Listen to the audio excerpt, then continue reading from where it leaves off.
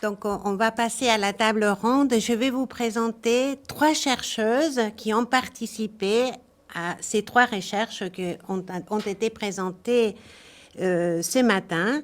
Donc, d'abord, je vais présenter Madame Séverine Collinet, qui est maître de conférence en sciences de l'éducation et de la formation. Elle est habilitée à diriger des recherches à l'Université de Cergy.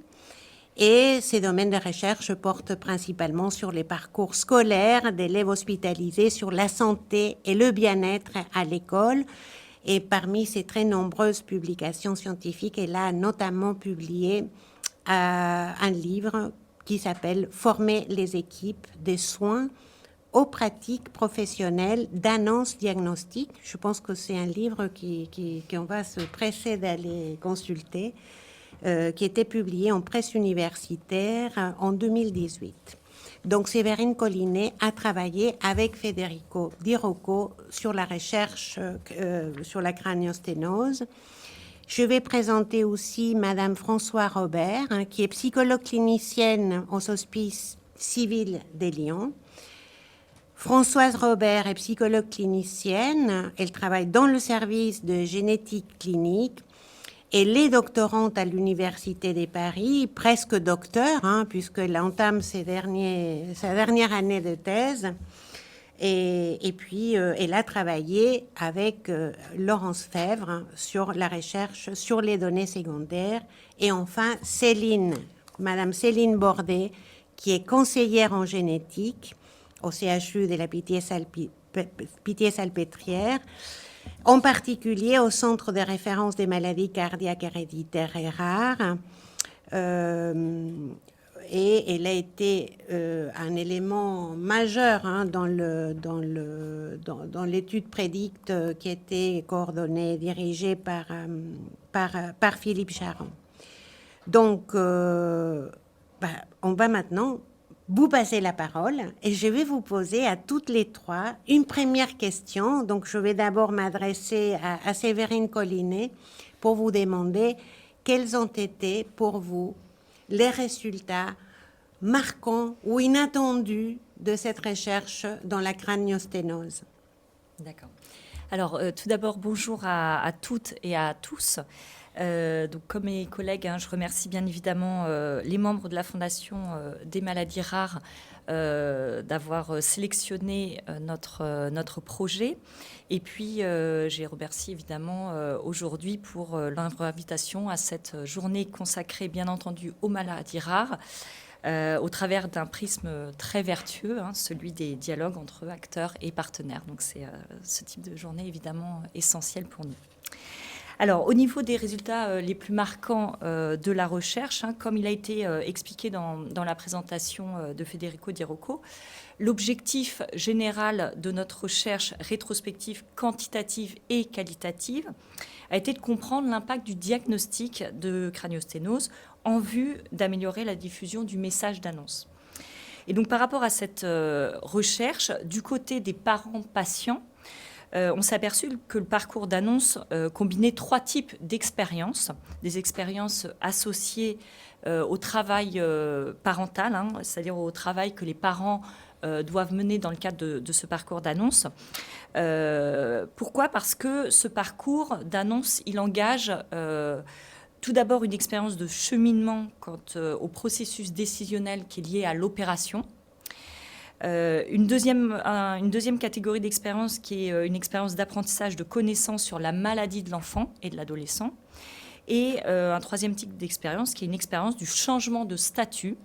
Effectivement, on observe un passage du statut de parent à celui de parent aidant, en tout cas pour un certain temps. Donc, moi, ce que je dirais à mon niveau, c'est que les principaux résultats qui sont issus de cette recherche confirment des données objectives de ce qui était pressenti. On l'a vu lors de la présentation, c'est-à-dire qu'on a constaté des différences entre les formes simples de craniosténose et les formes complexes. Alors, ce résultat était attendu. Pourquoi ? Parce qu'il y a des chirurgies réitérées.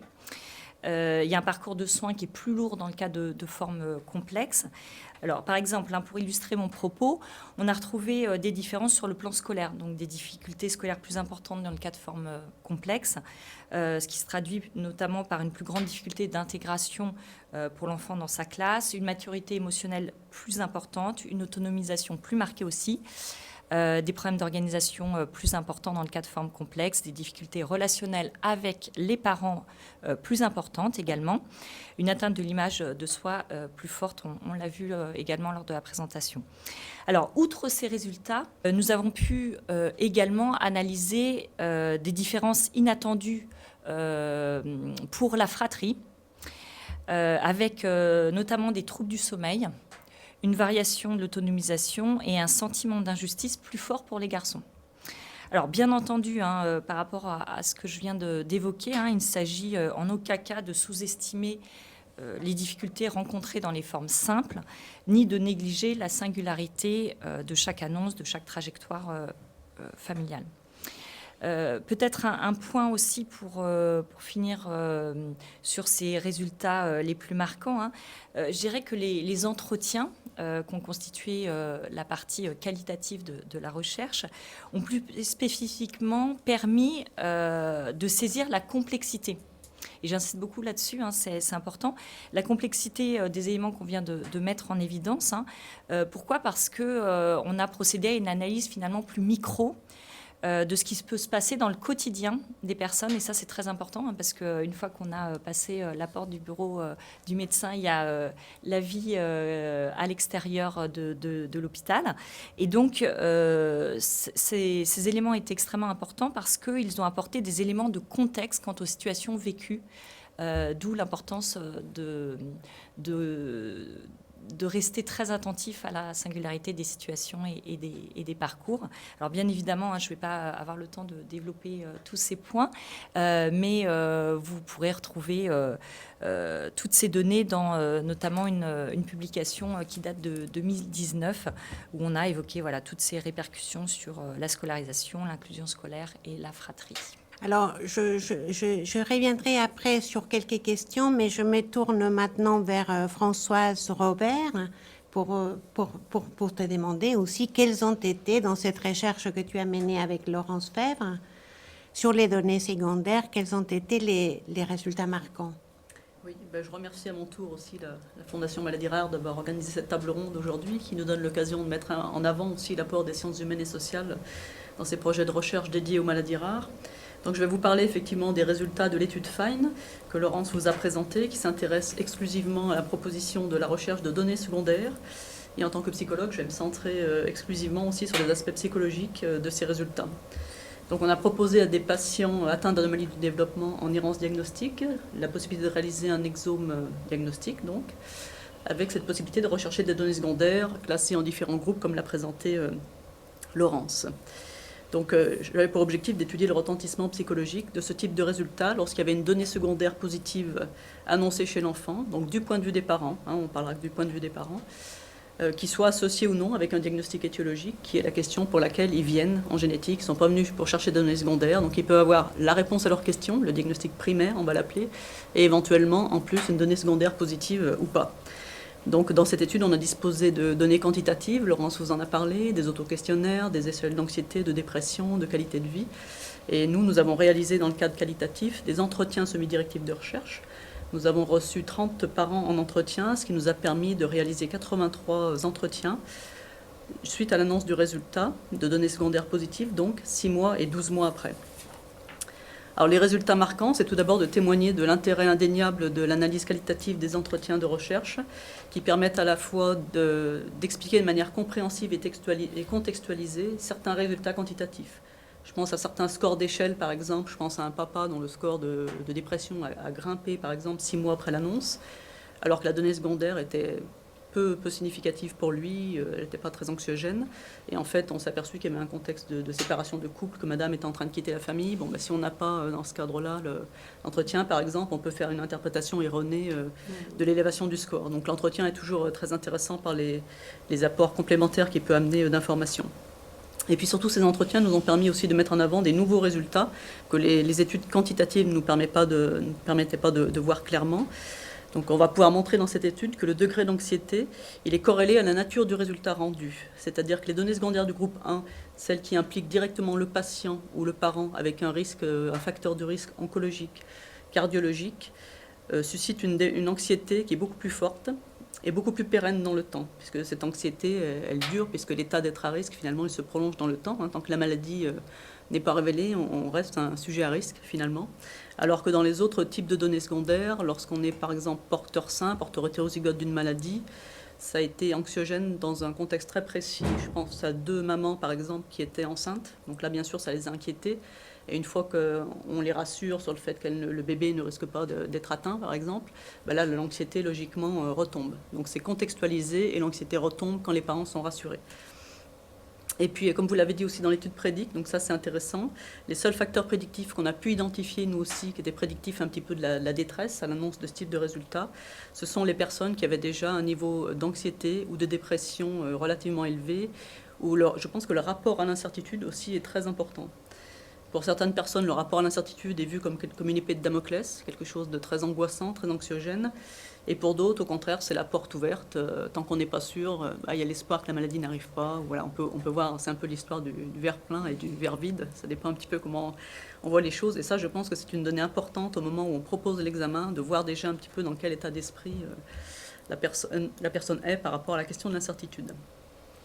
Autre question intéressante aussi qu'on a posée, on demandait aux parents, et si c'était à refaire, est-ce que vous recommenceriez la recherche de données secondaires?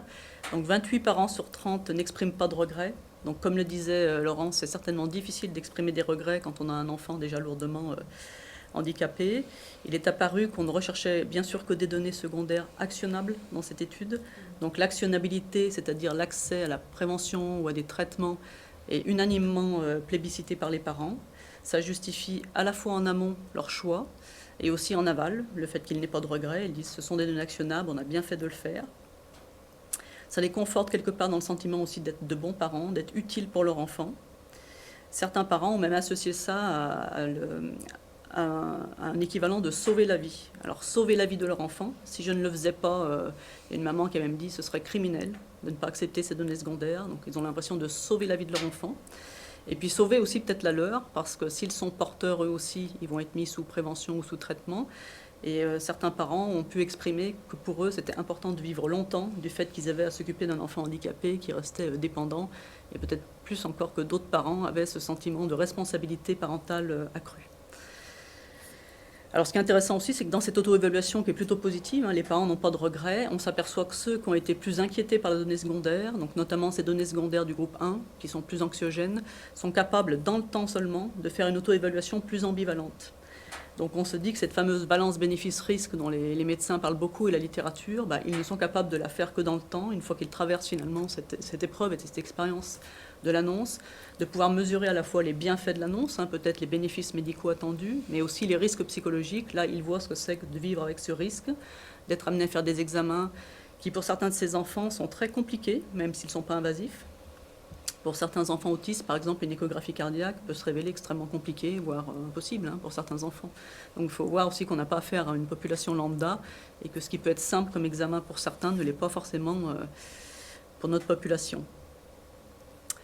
Voilà, dans les résultats inattendus, un petit peu, Laurence en a déjà parlé, c'est le pourcentage de refus qui est quand même assez fort. En moyenne, tous centres confondus, on est à 20%, ce qui est plutôt un peu plus élevé que dans ce qu'on trouve dans la littérature médicale. Donc c'est peut-être la différence entre la situation hypothétique et la situation réelle. C'est peut-être aussi lié au fait qu'on a quand même fait une information conséquente sur les données secondaires, les risques, l'implication. Il y a eu une consultation dédiée pour cela.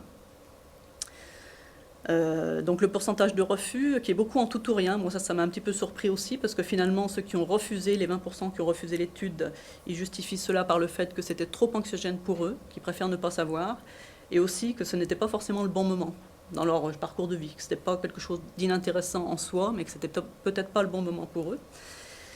Et ceux qui ont accepté l'étude ont finalement accepté de manière quasiment exhaustive de recevoir les données secondaires du groupe 1, du groupe 2. Il y avait beaucoup de gènes, des maladies très différentes avec des enjeux différents aussi. Et ils ont assez peu choisi en fait, de manière discriminée. Donc voilà, ce sentiment un peu on a trop peur, on préfère ne pas y aller, ou ça nous semble intéressant, on y va et du coup on prend tout, sans arrière-pensée. Alors la différence aussi peut-être avec ce qu'on a pu voir avec l'étude Prédicte, où finalement il y a des gènes qu'on va retrouver en commun sur les pathologies cardiologiques, c'est que là on a des parents qui acceptent aussi peut-être plus naïvement, parce que justement ils n'ont pas cette expérience de la maladie qui peut être parfois très anxiogène, comme vous l'avez dit, quand il y a des familles entières de malades autour de soi.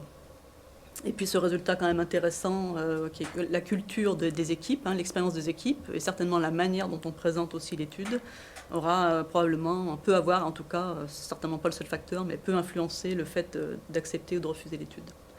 Voilà en quelques mots les résultats qui sont encore en cours d'analyse de l'étude FINE. D'accord. La partie qualitative. La partie qualitative. Très bien. Céline, et après on va discuter. Quels ont été les résultats les plus marquants ou les plus inattendus? Alors, j'en profite juste à mon tour pour remercier également la Fondation Maladies Rares de nous avoir permis de mener à bien cette recherche et de nous permettre de vous présenter et de discuter des résultats aujourd'hui. Donc je pense qu'il y a 2 points qui nous ont un petit peu surpris dans tous les premiers résultats qu'on a pu analyser jusqu'à présent. Il y a tout d'abord, je pense, les motivations des consultants pour réaliser ce type de test, donc un test génétique prédictif. Parce que comme on l'a expliqué, on est dans le cadre de pathologies pour lesquelles on peut considérer qu'il existe un bénéfice médical, puisque chez les porteurs, on va pouvoir proposer une surveillance bien particulière, parfois certaines restrictions ou certains conseils pour éviter justement les complications liées à ces pathologies. Et donc spontanément, on s'attendait à ce que la motivation qui revienne en premier soit justement ce bénéfice médical.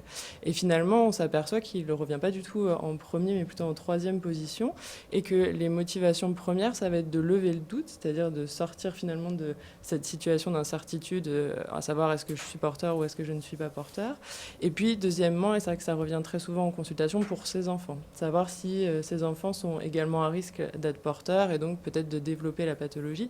Et donc, ce qui est tout à fait intéressant, c'est que finalement, ce sont des motivations qui ont été retrouvées dans d'autres recherches sur d'autres pathologies, notamment des maladies neurodégénératives telles que la maladie de Huntington, qui a été très étudiée, et notamment pour lesquelles il y a eu beaucoup d'études sur le vécu du test génétique présymptomatique. Et c'est une pathologie, à l'inverse, pour laquelle il n'y a pas entre guillemets de bénéfice médical à connaître son statut génétique, puisqu'on ne va pas pouvoir proposer de suivi ou de mesures préventives. Donc on pouvait s'attendre à ce que les enjeux finalement soient très différents entre ces deux groupes de pathologies.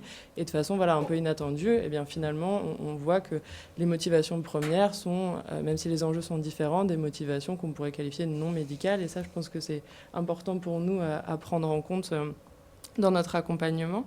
Et puis, le deuxième point un peu marquant pour nous aussi, c'est quand on a essayé de voir quels pouvaient être les facteurs de risque sur un vécu plus péjoratif ou une anxiété majorée à l'issue de la démarche. On pouvait s'attendre à ce que finalement le résultat influence beaucoup, c'est-à-dire que les porteurs soient beaucoup plus anxieux que les non-porteurs. Et puis on avait également émis l'hypothèse que peut-être l'histoire familiale aussi pouvait peser dans le vécu, c'est-à-dire que peut-être les familles, on l'a vu, pour lesquelles il y a des antécédents majeurs, très graves, avec parfois des décès très précoces ou des antécédents de transplantation cardiaque, eh bien il pouvait y avoir une perception de la maladie plus délétère et donc un vécu, une anxiété plus importante. Et en fait, on s'aperçoit que ça ne ressort pas du tout, ni le résultat du test génétique, ni finalement le vécu dans la famille. Et donc, effectivement, les 2 points qui ressortent comme facteurs de risque sont les antécédents de dépression et un niveau d'anxiété élevé au début de la démarche. Et donc ça, c'est vrai que c'était des résultats auxquels on ne s'attendait pas forcément dans le cadre de nos pathologies. Et de façon très intéressante, encore une fois, on peut faire le parallèle avec ce qui avait été retrouvé dans d'autres recherches, donc dans la vôtre également, et puis dans toutes les recherches sur la maladie de Huntington. Et c'est vrai que c'était très intéressant pour nous de pouvoir mettre en lumière ces différents points, parce qu'on pourra en rediscuter. Ça va vraiment nous aider et nous permettre d'avoir un œil plus attentif dans nos pratiques et dans nos consultations.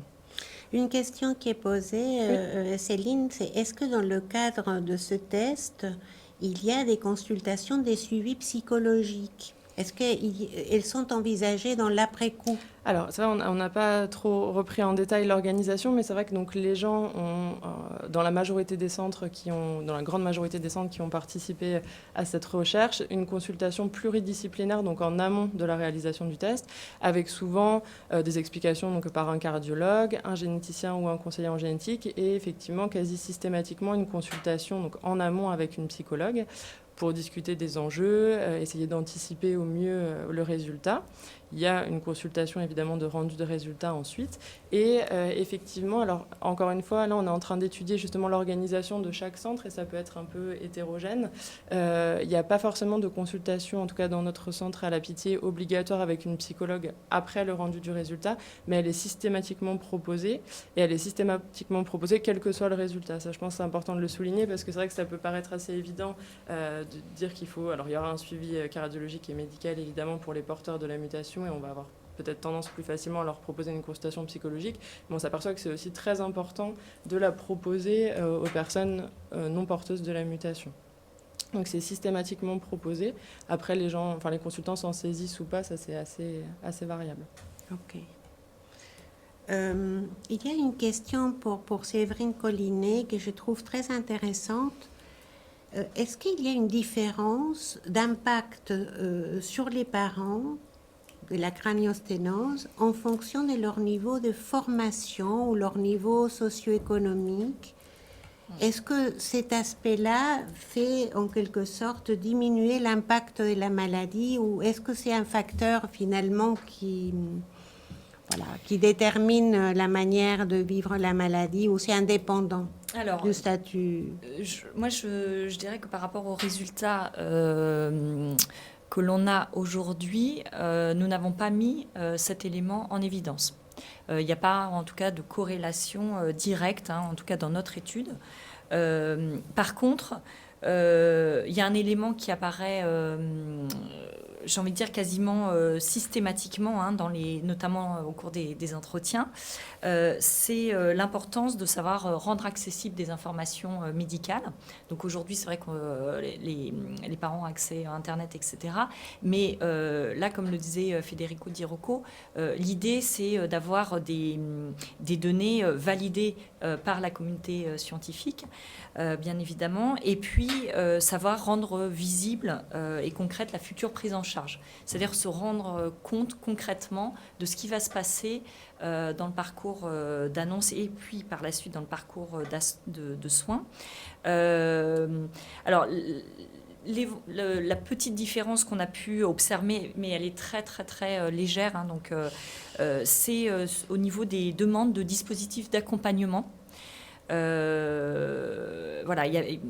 là, c'est pas au niveau du niveau de formation, c'est plus au niveau des mamans qui demandaient des dispositifs d'accompagnement du parcours d'annonce fondés sur le partage d'expérience. Voilà. Donc ça, c'est un élément qui nous semblerait intéressant de travailler par la suite. Pourquoi ? Parce que ça touche aussi la question des compétences pédagogiques. Derrière ça, nous, on entend aussi qu'il y a un travail à mener sur ces compétences pédagogiques. Pourquoi ? Parce qu'on sait que les situations d'annonce sont des situations, on l'a bien compris, bien vu ici, très complexes, puisqu'ils revêtent diverses dimensions, affectives, sociales, cognitives, médicales, bien évidemment, mais aussi pédagogiques.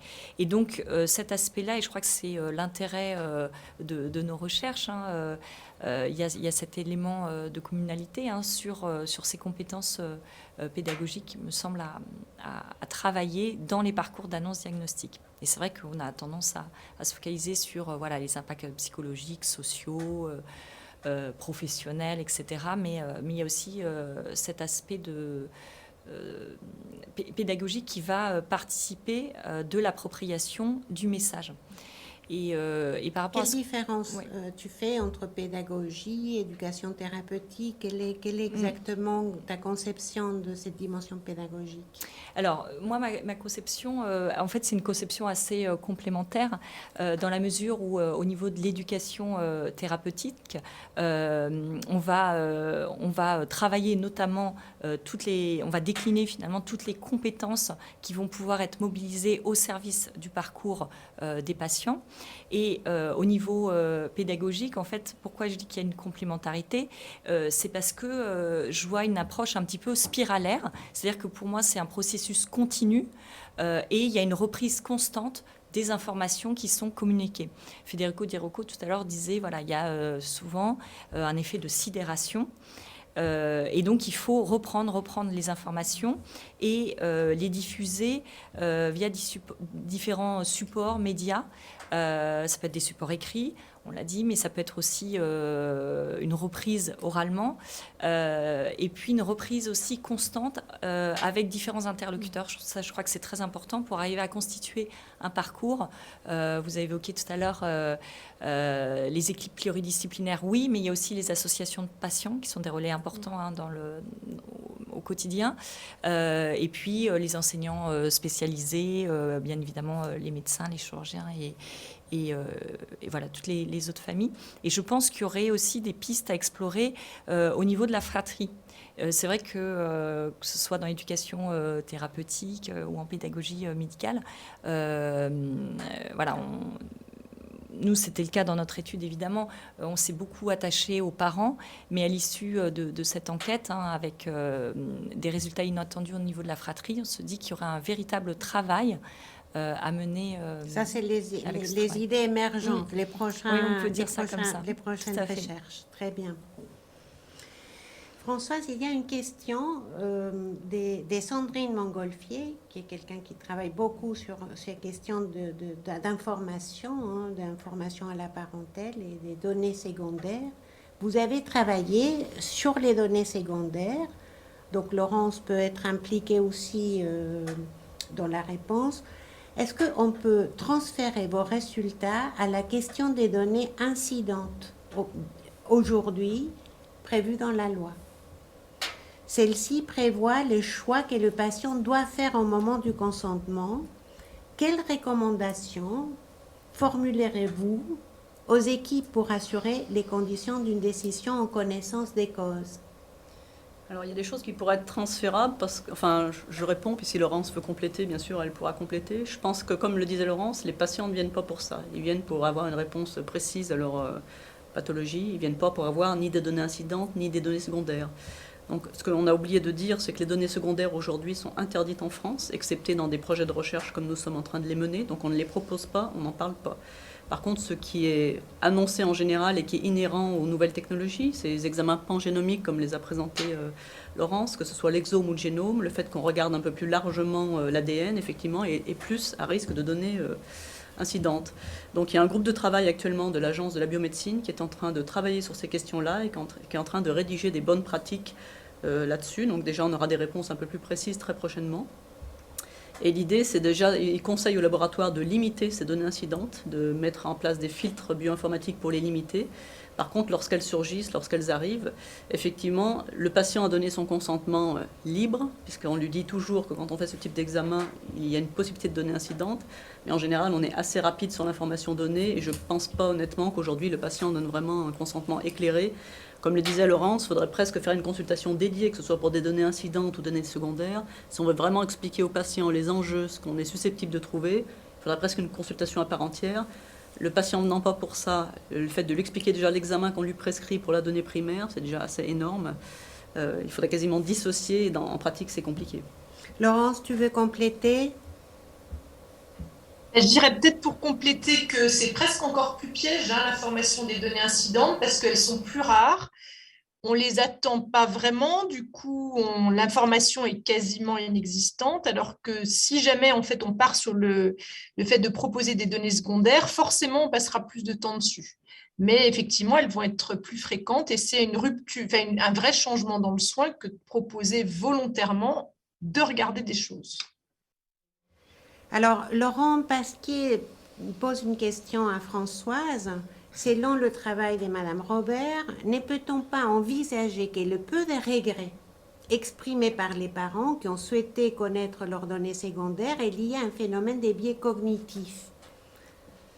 Je pense qu'il y a un biais cognitif, ou en tout cas, moi je pense qu'il y a beaucoup aussi la question de la culpabilité qui est là, c'est-à-dire que quand on a un enfant, enfin c'était clair, ils ont exprimé pour certains l'idée de sauver la vie de leur enfant, donc comment dire non à une donnée actionnable où on peut éviter la pathologie de leur enfant. Donc là, je pense qu'il y a surtout un conflit. Mais pour ceux qui ont refusé. Pour ceux qui ont refusé, on a peu fait d'études sur ceux qui ont refusé, effectivement. C'est un petit peu ce qui est en cours là, sur des FIDIAG, là, justement, pour essayer de voir quelles sont les motivations vraiment du refus. On a juste fait un questionnaire court qui exprimait juste le fait que c'était trop anxiogène pour eux. Et un biais cognitif, je pense qu'ils ont plutôt perçu justement que c'était des données anxiogènes et qu'il y avait des enjeux psychologiques, moi, il me semble. Philippe, ils étaient plus conscients. D'accord. Philippe, tu veux compléter quelque chose par rapport à la question du suivi psychologique et le travail qui est développé par la filière cardiogène ? Oui, on peut ajouter des petites choses, effectivement. Comme ça a été dit par Céline Bordet, la plupart des centres n'imposent pas de consultation avec une psychologue à distance des résultats, pour différentes raisons, mais aussi par un problème de disponibilité et de manque de moyens, ce qui n'est pas négligeable aussi dans l'organisation des services.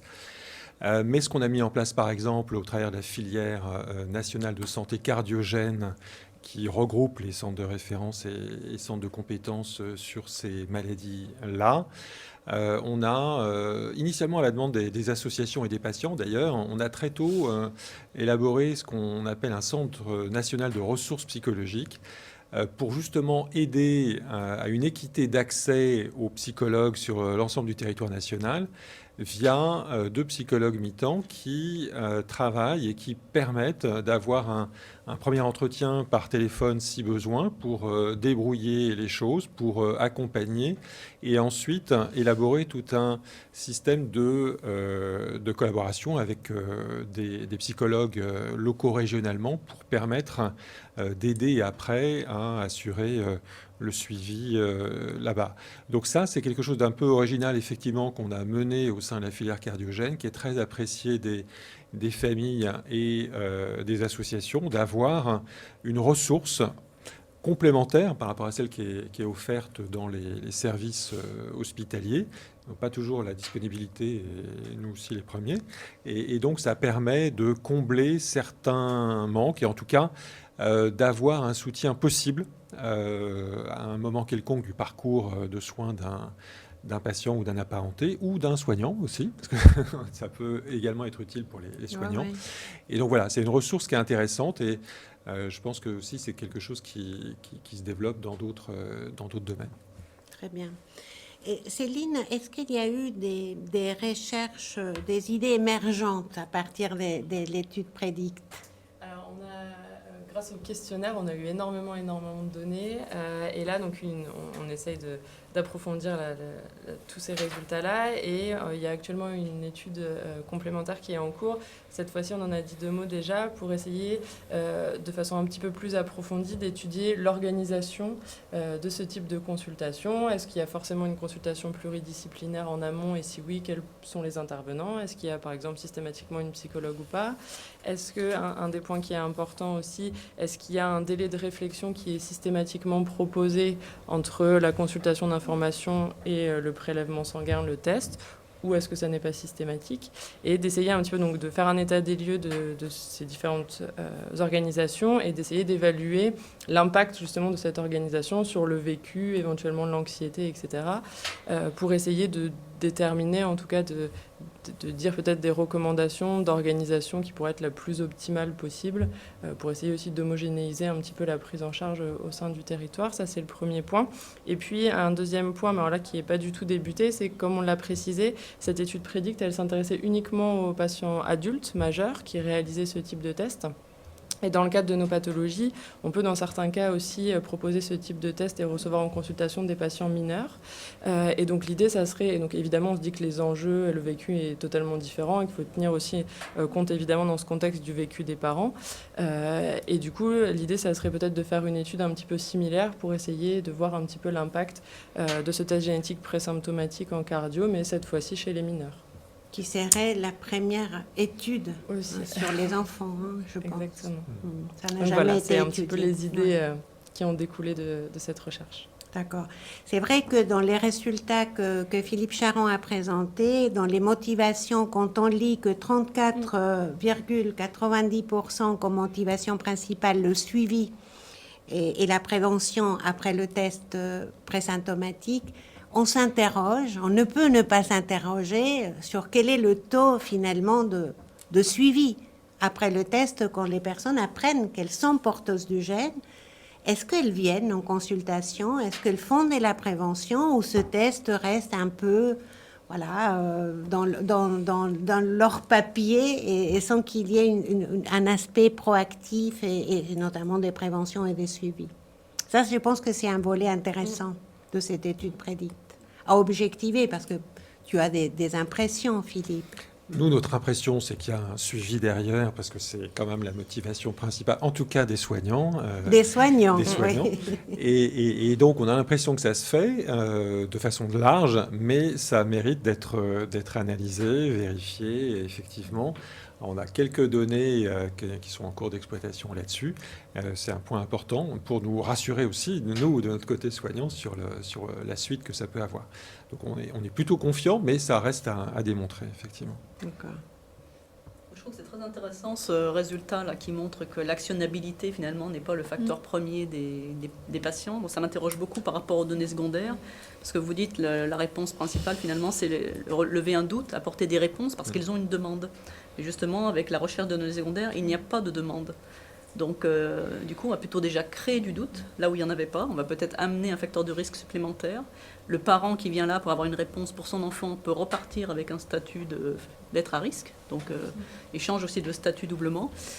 Et voilà, donc du coup on ne répond pas à la réponse, en plus on ne répond pas forcément à la réponse initiale, on n'est même pas sur trouver le diagnostic primaire. Mais donc il y a une actionnabilité, voilà. il y a une prévention. Du coup c'est même ça qu'ils mettent en avant. Ces parents qui n'ont pas de demande et qui n'attendent pas de réponse du côté de lever le doute, mettent en avant l'actionnabilité. C'est intéressant de pouvoir comparer, ça porte sur les mêmes gènes en fait et les mêmes pathologies dans un contexte différent. Donc je trouve que c'est intéressant aussi. Oui, aussi. Donc ils acceptent plus naïvement et puis surtout ils viennent pas pour ça. Donc ils ne sont pas préparés à ce type de résultats. Il y a une étude, il y a dans les années 80, qui était une étude de Bach qui était faite sur une population des personnes atteintes d'hémiopathie. Il avait demandé aux soignants des patients atteints d'hémiopathie de remplir une échelle de qualité de vie à la place de leurs patients. Et les résultats sont très parlants parce que le décalage entre ce que les médecins pensaient, qui vivaient leurs patients, et ce qu'ils pensaient réellement les patients était abyssal. Donc parfois, je trouve que ces recherches montrent aussi que les familles ont une vérité à nous transmettre, un savoir qui parfois est surprenant. Et je pense que dans votre recherche aussi. Oui, une continuité possible serait peut-être d'envisager, par exemple, l'analyse à partir d'une même situation d'annonce, de croiser le regard du médecin et du patient sur cette même situation et d'analyser ces interexpériences, ces intervécus. Et je trouve que ce serait une piste intéressante, oui, tout à fait. Très bien. Bon, on va devoir conclure cette table ronde passionnante et toute la matinée l'a été. Donc, on va faire une pause avec des communications sponsorisées et je vous remercie tous ceux qui sont là. Laurence, un grand merci. Federico aussi, d'être là avec nous, même à distance. J'espère que la table ronde a été intéressante aussi pour le public. Et nous vous proposons une courte pause pour écouter les interventions de nos partenaires, Roche, Biopharm et Pfizer. Et nous nous retrouvons donc à 11h30 pour la table ronde sur le sujet « Quel est le rôle des patients dans la recherche et dans le cycle de vie du médicament ?» Merci beaucoup à tous.